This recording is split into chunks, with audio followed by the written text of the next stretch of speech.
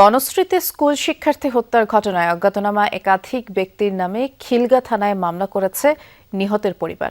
শনিবার রাতে রাজধানীর বনশ্রী এলাকায় স্থানীয় একটি স্কুলের ১০ম শ্রেণীর ছাত্রী ফাতেমা আক্তার লিলির গলা কাটা মরদেহ উদ্ধার করে পুলিশ। আর সিসি ক্যামেরা ফুটেজ দেখে নিহত ফাতেমার বাবার মালিকানাধীন রেস্তোরাঁর কর্মচারী মিলনকে হত্যাকারী হিসেবে সন্দেহ করছে পরিবার। মালিকের বাসায় খাবার খেতেন মিলন এবং সে নেশাগ্রস্ত ছিল বলেও জানায় ফাতেমার পরিবার। তারা জানায় প্রায় গভীর রাতে বাসায় আসতে চাইলে নিহত ফাতেমা বাধা দিতেন। ধারণা এই ক্ষোভ থেকেই হত্যাকাণ্ড। হত্যার পরপরই বাসা থেকে লুট হয়েছে নগদ ৫ লাখ টাকা সহ ৫ ভরির স্বর্ণালংকার। মিলনকে গ্রেফতারের দাবি জানায় নিহতের পরিবার। ঘটনার পর থেকেই অভিযুক্ত মিলন পলাতক। এ ঘটনায় ডিএমপির মিডিয়া বিভাগের ডিসি তালিবুর রহমান বলেছেন, পরিবারের সন্দেহকে আমলে নিয়েই তদন্ত চলছে। পলাতক মিলনকে গ্রেফতারে অভিযান চলছে। ৫ ভরি স্বর্ণ ছিল আর ক্যাশ ছিল ৫ লাখ টাকা।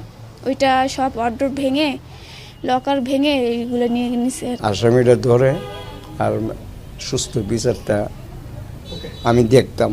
ভিকটিমের বাবা মোহাম্মদ সজীব তিনি একটা রেস্টুরেন্ট চালাতেন এবং এই ঘটনার পর থেকে তার রেস্টুরেন্টের একজন কর্মচারী গায়েব বা লাপাত্তা হয়ে গেছেন। তারা সন্দেহ করছেন সে ঘটনার সাথে জড়িত থাকতে পারে। বা যারাই জড়িত থাকুক না কেন, আশা করি খুব দ্রুততম সময়ের ভিতরে তাদেরকে আমরা আইনের আওতায় নিয়ে আসতে সক্ষম হব।